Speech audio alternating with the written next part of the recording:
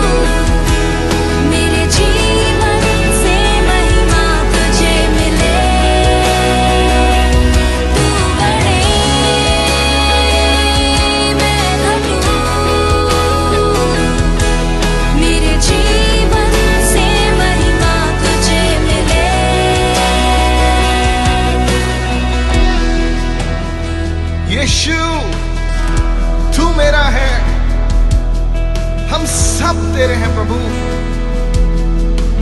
यातनाएं, कठिनाइयां, अत्याचार, कोई भी मुझे आपके प्रेम से अलग नहीं कर सकता। हम कहां जाएं प्रभु, हम किसके पास जाएं? सिर्फ तू ही हमारा प्रभु है। यीशु तू मेरा प्रभु है, तू हम सबका प्रभु है। ना कोई पहाड़, ना कोई जंजीर, ना कोई बीमारी उस नाम के आगे टिक सकती है। अपने आप को समर्पित करो उस यीशु के पास। उस नाम को पुकारे इस वक्त और कहे, यीशु मैं तेरा हूं, तू मेरा है। हर एक जंजीर टूट जाएगी यीशु के नाम से। यीशु नाम में है चंगाई, यीशु नाम में है रिहाई,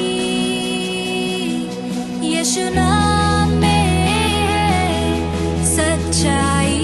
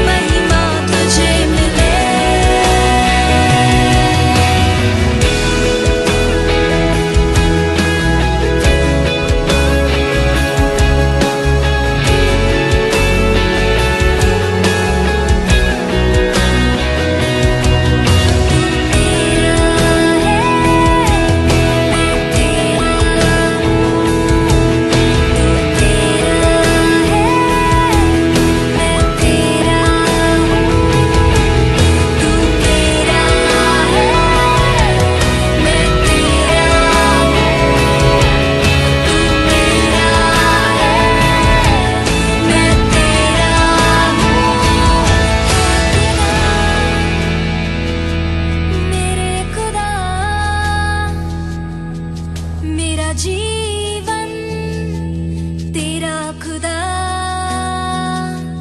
है, खुदा मेरे खुदा। मेरा जीवन तेरा खुदा।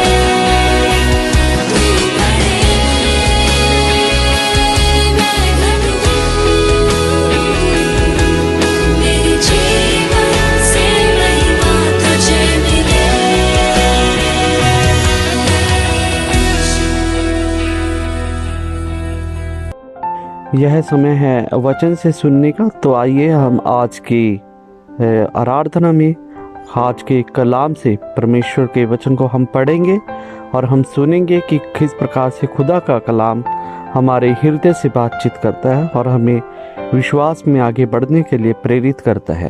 तो आइए हमें अपने हृदय को आज के वचन को ग्रहण करने के लिए तैयार करें। गलतियों के नाम पौलुस प्रेरित की पत्री, 4 अध्याय। मैं यह कहता हूँ कि वारिस जब तक बालक है, यद्यपि सब वस्तुओं का स्वामी है, तो भी उसमें और दास में कुछ भेद नहीं, परंतु पिता के ठहराए हुए समय तक रक्षकों और भंडारियों के वश में रहता है। वैसे ही हम भी जब बालक थे तो संसार की आदि शिक्षा के वश में होकर दास बने हुए थे, परंतु जब समय पूरा हुआ तो परमेश्वर ने अपने पुत्र को भेजा, जो स्त्री से जन्मा और व्यवस्था के अधीन उत्पन्न हुआ, ताकि व्यवस्था के अधीनों को मोल लेकर छुड़ा ले और हमको लेपालक होने का पद मिले। और तुम जो पुत्र हो, इसलिए परमेश्वर ने अपने पुत्र के आत्मा को, जो हे अब्बा हे पिता कहकर पुकारता है, हमारे हृदय में भेजा है। इसलिए तू अब दास नहीं परंतु पुत्र है, और जब पुत्र हुआ तो परमेश्वर के द्वारा वारिस भी हुआ। भला तब तो तुम परमेश्वर को न जानकर उनके दास थे जो स्वभाव से परमेश्वर नहीं, पर अब जो तुमने परमेश्वर को पहचान लिया, वरन परमेश्वर ने तुमको पहचाना, तो उन निर्बल और निकम्मी आदि शिक्षा की बातों की ओर क्यों फिरते हो, जिनके तुम दोबारा दास होना चाहते हो? तुम दिनों और महीनों और नियत समयों और वर्षों को मानते हो। मैं तुम्हारे विषय में डरता हूँ, कहीं ऐसा न हो कि जो परिश्रम मैंने तुम्हारे लिए किया है व्यर्थ ठहरे। हे भाइयों, मैं तुमसे विनती करता हूँ, तुम मेरे समान हो जाओ, क्योंकि मैं भी तुम्हारे समान हुआ हूँ। तुमने मेरा कुछ बिगाड़ा नहीं, पर तुम जानते हो कि पहले मैंने शरीर की निर्बलता के कारण तुम्हें सुसमाचार सुनाया, और तुमने मेरी शारीरिक दशा को, जो तुम्हारी परीक्षा का कारण थी, तुच्छ न जाना, न उससे घृणा की, और परमेश्वर के दूत वरन मसीह के समान मुझे ग्रहण किया। तो वह तुम्हारा आनंद मनाना कहाँ गया? मैं तुम्हारा गवाह हूँ कि यदि हो सकता तो तुम अपनी आंखें भी निकालकर मुझे दे देते। तो क्या तुमसे सच बोलने के कारण मैं तुम्हारा बैरी बन गया हूँ? वे तुम्हें मित्र बनाना तो चाहते हैं, पर भली मनसा से नहीं, वरन तुम्हें अलग करना चाहते हैं कि तुम उन्हीं को मित्र बना लो। पर यह भी अच्छा है कि भली बात में हर समय मित्र बनाने का यत्न किया जाए, न केवल उसी समय कि जब मैं तुम्हारे साथ रहता हूँ। हे मेरे बालकों, जब तक तुम में मसीह का रूप न बन जाए, तब तक मैं तुम्हारे लिए फिर जच्चा की सी पीड़ाएं सहता हूँ। इच्छा तो यह होती है कि अब तुम्हारे पास आकर और ही प्रकार से बोलूं, क्योंकि तुम्हारे विषय में मुझे संदेह है। तुम जो व्यवस्था के अधीन होना चाहते हो, मुझसे कहो, क्या तुम व्यवस्था की नहीं सुनते? यह लिखा है कि इब्राहिम के 2 पुत्र हुए, एक दासी से और एक स्वतंत्र स्त्री से। परंतु जो दासी से हुआ वह शारीरिक रीति से जन्मा, और जो स्वतंत्र स्त्री से हुआ वह प्रतिज्ञा के अनुसार जन्मा। इन बातों में दृष्टांत है। यह स्त्रियां मानो दो वाचाएं हैं, एक तो सीना पहाड़ की जिससे दास ही उत्पन्न होते हैं, और वह हाजिरा है। और हाजिरा मानो अरब का सीना पहाड़ है, और आधुनिक यरूशलेम उसके तुल्य है, क्योंकि वह अपने बालकों समेत दासत्व में है। पर ऊपर की यरूशलेम स्वतंत्र है, और वह हमारी माता है, क्योंकि लिखा है कि हे बांझ, तू जो नहीं जनती आनंद कर, तू जिसको पीड़ाएं नहीं उठती, गला खोलकर जय जयकार कर, क्योंकि त्यागी हुई की संतान सुहागिन की संतान से भी अधिक है।